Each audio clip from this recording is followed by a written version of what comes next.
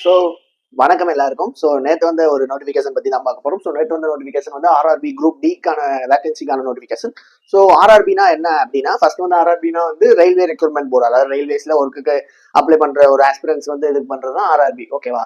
So இதுல வந்து நேற்று ரிலீஸ் ஆன நோட்டிஃபிகேஷன் என்னன்னா, ஸோ குரூப் டி. ஸோ வழக்கம் போல குரூப் டி எல்லாருக்கும் தெரியும். ஸோ வழக்கம் போல எப்பயுமே அதிகமான வேகன்சிஸ் தான் விடுவாங்க. ஸோ அந்த பட்சத்துல இன்னைக்கு வந்து அதிகமாக தான் விட்டுருக்காங்க. 32,438 வேகன்சி. ஓகேவா? 32,438 வேகன்சிஸ் வந்து எடுக்கிறாங்க. ஸோ எல்லாருக்கும். ஸோ இதுக்கு வந்து என்னென்ன ப்ரொசீஜர்ஸ் அப்படின்ட்டு பிடிஎஃப் பார்த்தாலே போதும். பட் வந்து நம்ம எல்லாருமே ஜஸ்ட் வந்து இந்த பிடிஎஃப் பார்த்துட்டு சும்மா அந்த மாதிரி போயிடுவோம். ஸோ ஆனால் வந்து உள்ள நிறைய வந்து இந்த குரூப் டிக்கு, எஸ்பெஷலாக குரூப் டிக்கு வந்து நிறைய வந்து கொடுத்துருக்காங்க. ஸோ அது யார் யாருக்கெல்லாம் அட்வான்டேஜ், நிறைய சொல்றீங்க எஸ்டி கேண்டிடேட்ஸ்க்கு அட்வான்டேஜ் அப்படிங்கிறீங்க. ஸோ எந்த வகையில எப்படி என்னென்ன ரூல்ஸ் கொடுத்துருக்காங்க அப்படிங்கிறது வந்து ரொம்ப முக்கியம். ஸோ அதை தான் பார்க்க போறோம். ஸோ ஃபர்ஸ்ட் வந்து குரூப் டிக்கான நோட்டிபிகேஷன் வந்து விட்டுருக்காங்க. ஸோ இது வந்து பாத்தீங்கன்னா டேட்ஸ் பாருங்க first. So dates from January 23. உங்களுக்கு நாளைக்கு வந்து ஓப்பனிங் வந்து ஸ்டார்ட் ஆயிரும். உங்களுக்கு அப்ளிகேஷன்ஸ் வந்து நாளைக்கு ஸ்டார்ட் ஆயிரும். ஸோ நாளைக்குன்னா இன்னைக்கு நைட்டு, அதாவது ஒரு 12 மணிக்கு மேலனாலே நாளைக்கு தான். ஸோ அதிலே மென்ஷன் பண்ணிப்பாங்க 0.00 ஹவர்ஸ் அப்படின்ட்டு. ஸோ இன்னைக்கு நைட்டு ஸ்டார்ட் ஆயிரும். ஸோ நாளைக்கு மார்னிங் இருந்து நீங்க அப்ளிகேஷன் போடலாம். ஸோ Jan 23 இருந்து Feb 22 வரைக்கும் உங்களுக்கான அப்ளிகேஷன்ஸ் வந்து ஓப்பனா இருக்கும் அப்படிங்கறத வந்து சொல்லியிருக்காங்க.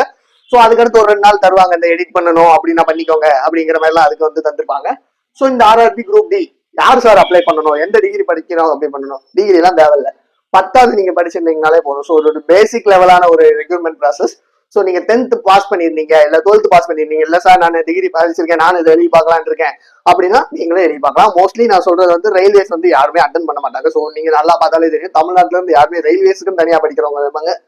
எல்லாம் டிஎன்பிசிஸ் பேங்கிங் தான் படிப்பாங்க. ஸோ ரயில்வேஸுக்கு ஆள் வந்து கம்மியா தான் வந்து தமிழ்நாடு சைட்ல இருந்து வந்து போறவங்க இருக்காங்க. ஸோ அதை பாத்துக்கோங்க. ஸோ 18 உங்களுடைய ஏஜ் லிமிட் பாத்தீங்கன்னா 18 to 36 இயர்ஸ் இருக்கணும். ஓகேவா? 18 மினிமம் 18 இருக்கணும், இல்லைன்னா 36 இருக்கணும். ஸோ உங்களுக்கு வந்து 1984க்கு அப்புறம் பிறந்தவங்களா இருக்கணும், இல்லாட்டி 1984க்கு அப்புறம் பிறந்தவங்களா இருக்கணும், இல்லாட்டி 2007 வரைக்கும் பிறந்தவங்களா இருக்கணும். ஓகேவா? 1984 to 2007 வரைக்கும் நீங்க பிறந்திருந்தீங்கன்னா நீங்க வந்து இதுக்கு வந்து அப்ளை பண்ணிக்கலாம். ஸோ ஓகே, இதுக்கான அப்ளிகேஷன் ஃபீ பாத்தீங்கன்னா உங்களுக்கு வந்து 500 ரூபா ஜென்ரல், அதாவது நான் அந்த எஸ்சி கேண்டிடேட்ஸ் தவிர இருப்பாங்க பாத்தீங்களா?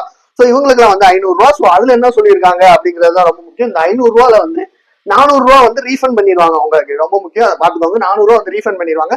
ஒன்ஸ் நீங்க பேமெண்ட் பண்றப்போ வந்து 500 ரூபா டிடெக்ட் பண்ணுவாங்க. ஸோ அதுக்கடுத்து வந்து நீங்க அந்த பேமெண்ட், அந்த சார்ஜஸ் எல்லாம் முடிச்சுட்டு உங்களுக்கு 400 ரூபா வந்து உங்க அக்கௌண்ட்டுக்கு வந்து ரீஃபண்ட் பண்ணிடுவோம் அப்படிங்கறத வந்து அந்த நோட்டிபிகேஷன்ல மென்ஷன் பண்ணிருப்பாங்க. ஸோ எஸ்டி கேண்டிடேட்ஸா இருக்காங்கன்னா அவங்களுக்கு 250. ஸோ அந்த 250ல 250யுமே வந்து அவங்களுக்கு வந்து நம்ம வந்து இது பண்ணிடுவாங்க அப்படிங்கறதெல்லாம் வந்து சொல்லியிருக்காங்க. ஸோ இப்போ இதெல்லாம் பிரச்சனை இல்லை, இதெல்லாம் வேகன்சிஸ் இந்த அப்ளிகேஷன் அதெல்லாம் பிரச்சனை இல்லை. நமக்கு வந்து இந்த எக்ஸாம்ல தான் ஒரு ட்விஸ்ட் வச்சு விட்டான். என்னன்னு பாக்குறேன்னா, ஸோ ஃபர்ஸ்ட் வந்து கம்ப்யூட்டர் பேஸ்ட் எக்ஸாம்ஸ் தான் உங்களுக்கு இருக்க போது. சிங்கிள் லெவல் எக்ஸாமினேஷன் தான் உங்களுக்கு. மற்ற எக்ஸாம்ஸ் மாதிரி ப்ரிலிம்ஸ் மெயின்ஸ் எல்லாம் இருக்க போறது இல்லை. ஸோ சிங்கிள் லெவல் எக்ஸாமினேஷன்ஸ் தான் உங்களுக்கு. ஸோ ஒரே ஒரு கம்ப்யூட்டர் பேஸ்ட் எக்ஸாம்ஸ் இருக்கும். ஸோ கம்ப்யூட்டர் பேஸ்ட் எக்ஸாம்ஸ் தான் நீங்க வந்து ஒரு ஆன்லைன்ல உங்க கம்ப்யூட்டர் மூலம் வந்து நீங்க எழுதுற மாதிரி இருக்கும். ஸோ சென்டர்ஸ் வந்து வேரியஸ் லொகேஷன்ஸ்ல அலாட் பண்ணுவாங்க. ஸோ இந்த சென்ட்ரல் அலாட்மெண்ட்ல ஒரு எஸ்டி கேண்டிடேட்ஸ்க்கு வந்து ஒரு இது இருக்கு, ரொம்ப முக்கியம். ஸோ இன்கேஸ் அவங்க ட்ரெயின்ல டிராவல் பண்ற மாதிரி இருந்துச்சு சென்டருக்கு அப்படின்னா, ஸோ அந்த ட்ரெயின் டிக்கெட் சார்ஜஸ் வந்து ஃப்ரீ அப்படின்னு சொல்லியிருக்காங்க. யாருக்குன்னு பாத்தீங்கன்னா எஸ்டி கேண்டிடேட்ஸ்க்கு மட்டும் அந்த ட்ரெயின் டிக்கெட் சார்ஜஸ் ஃப்ரீ அப்படிங்கிறத சொல்லியிருக்காங்க. ஸோ அது மாதிரி கம்ப்யூட்டர் பேஸ்ட் எக்ஸாம்ஸ்ல உங்களுக்கு பேட்டர்ன் என்ன சார் அப்படின்னா, ஜென்ரல் சயின்ஸ் ரொம்ப முக்கியம். ஜென்ரல் ஸ்டடிஸ் இல்ல, general science. Okay, botany, zoology, physics, chemistry இந்த மாதிரி இருக்கு பாத்தீங்களா? ஸோ அதுல வந்து 25 கொஸ்டின்ஸ் நாங்க கேட்போம் அப்படின்னு சொல்லியிருக்காங்க. ஸோ அது போக மேக்ஸ்ல வந்து 25 கொஸ்டின்ஸ் கேட்போம் அப்படின்னு சொல்லியிருக்காங்க. ஸோ ரீசனிங்ல 30 கொஸ்டின்ஸ் கேட்போம் அப்படின்னு சொல்லியிருக்காங்க. ஸோ அதே மாதிரி ஜென்ரல் அவேர்னஸ், கரண்ட் அஃபேர்ஸ் ரொம்ப முக்கியம். எல்லா எக்ஸாம்ஸ்ல இருக்கும். சென்ட்ரல் கரண்ட் அஃபேர்ஸ் ஒரு 20 கொஸ்டின் நாங்க கேட்போம் அப்படின்னு சொல்லியிருக்காங்க. மொத்தம் வந்து 100 மார்க். உங்களுக்கு வந்து 100 மார்க் வந்து உங்களுக்கு எக்ஸாமினேஷன். ஸோ வந்து தனித்தனி டைமிங்ல இல்ல, ஓவராலா 90 மினிட்ஸ். 90 மினிட்ஸ்னா 1.5 மணி நேரம். 1.5 மணி நேரம் உங்களுக்கான டைமிங் வந்து அலாட் பண்ண போறாங்க. So 100 minutes 100 marks 90 minutes. நீங்க இன்கேஸ் தப்பா பண்ணுனீங்க அப்படின்னா 1/3 உங்களுக்கு வந்து அந்த மார்க் வந்து ரிலீஸ் பண்ணுவாங்க. ஐ மீன் இப்போ நீங்க ஒரு மார்க், உங்களுக்கு ஒரு கொஸ்டினுக்கு 1 மார்க்னா நீங்க தப்பா ஆன்சர் பண்ணீங்கன்னா -0.33 பண்ணுவாங்க. ஸோ 3 கொஸ்டின் தப்பா மார்க் பண்ணீங்கன்னா உங்களுக்கு வந்து இந்த 1 மார்க் வந்து ரெடியூஸ் ஆகும். ஸோ அதுதான் 1/3. ஸோ இது வந்து எல்லா கம்ப்யூட்டர் பேஸ்ட் எக்ஸாம்ஸ்லயும் வந்து இருக்கிறது தான்.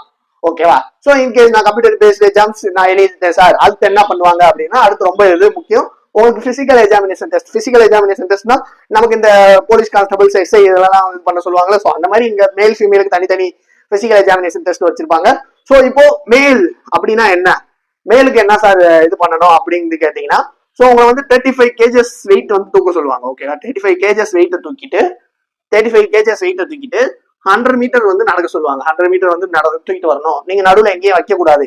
ஸோ 35 கேஜஸ் தூக்கி இதுல வச்சுட்டு 20 செகண்ட்ஸ்ல வந்து நீங்க அந்த 100 ஆமா டைம் லிமிட் இல்ல, 35 கேஜஸ் வந்து 100 மீட்டர் வந்து நீங்க தூக்கிட்டு போகணும். ஸோ இதே ஃபீமேல்ஸ்க்கு பாத்தீங்கன்னா 20 கேஜஸ் வந்து நீங்க வந்து 100 மீட்டர் வந்து தூக்கிட்டு போகணும். ஸோ இதுக்கு வந்து சிங்கிள் சான்ஸ் தான் கொடுப்பாங்க.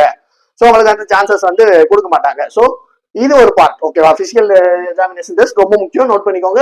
ஒரே சான்ஸ் தான் கொடுப்பாங்க, அடுத்த அட்டெம்ப்ட் கொடுக்க மாட்டாங்க. இது ஒரு பார்ட். இன்னொரு பார்ட் என்ன அப்படின்னு பாத்தீங்கன்னா 100 மீட்டர். ஓகேவா? 100 மீட்டர் வந்து ரன் பண்ணணும். 1000 மீட்டர் 1 கிலோமீட்டர் ரன் பண்ணணும்.